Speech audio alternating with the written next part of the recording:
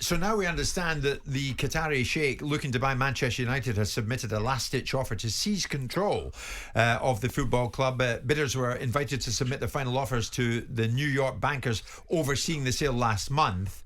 But now we hear that Sheikh Yassin bin Hamad Al Thani made an improved final offer yesterday in an attempt to see off his major rival, Sir Jim Ratcliffe. talkSPORT's chief football correspondent Alex Crook has got more on this.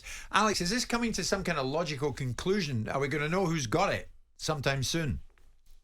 Crikey, that's the $1 trillion question, isn't it? $5 billion question. When is a final bid not a final bid, I guess, is another question. And in fairness to your colleague to your right, Simon Jordan, he's been saying all the way along there is no such thing as a final bidding process when it comes to a takeover, because actually until the paperwork is signed, there's nothing stopping Sir Jim Ratcliffe or the Qataris, the two main protagonists in this, coming back and making yet another final offer. What we're being told this morning from the Qatari side is that their bid is worth around about £4.5 billion up front, plus significant investment in the football club and the community.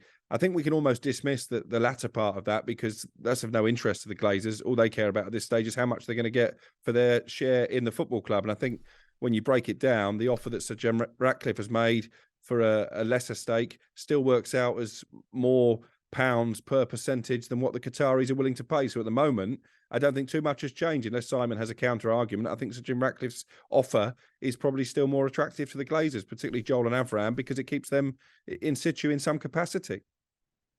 What do you think, Simon? I mean, Alex has laid it out as to this is where we're now at. Can you second guess who's going to get their hands on this? That's all the United fans want to know. A last-ditch offer made in Last Chance Saloon.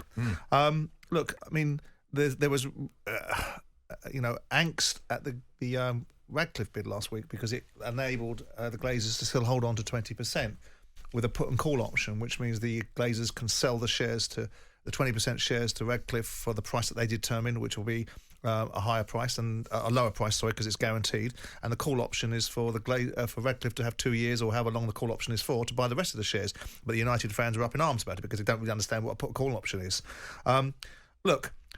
We seem to hear a lot from the buyers about what they're doing, and not so much from the sellers about what their real process is.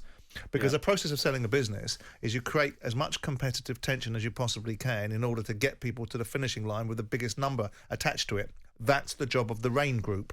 That's their job. That's their raison d'etre. That's their reason for existence. And that will also be factored into their thinking about how much they get paid from the transaction, because they'll be on a basis of the return from the deal will be based upon a commission of how much money they get.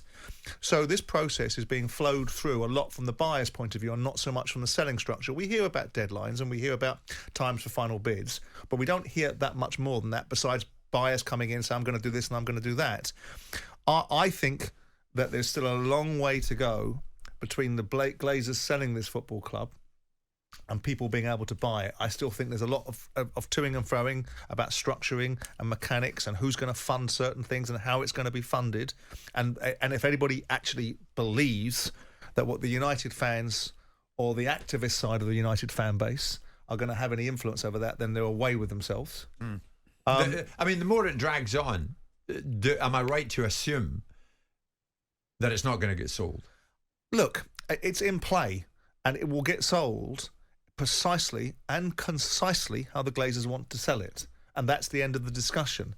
And this idea, this stupid, immature idea that because the ownership model hasn't changed at the start of next season, if it didn't, that it would subsequently affect the amount of money spent on players, is stupid. It's a stupid idea.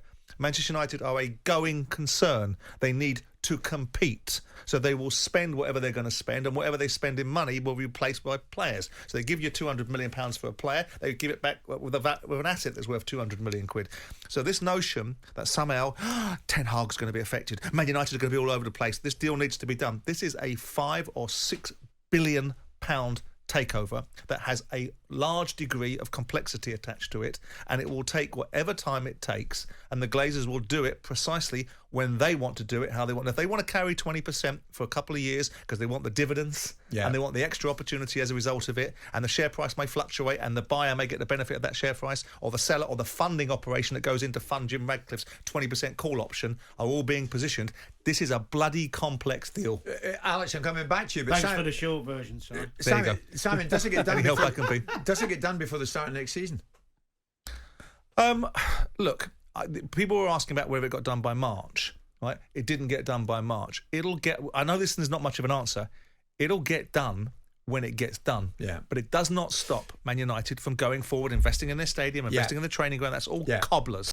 talkSPORT Breakfast with Laura Woods. Monday to Wednesday mornings 6 till 10.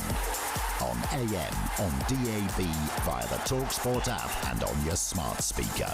talkSPORT.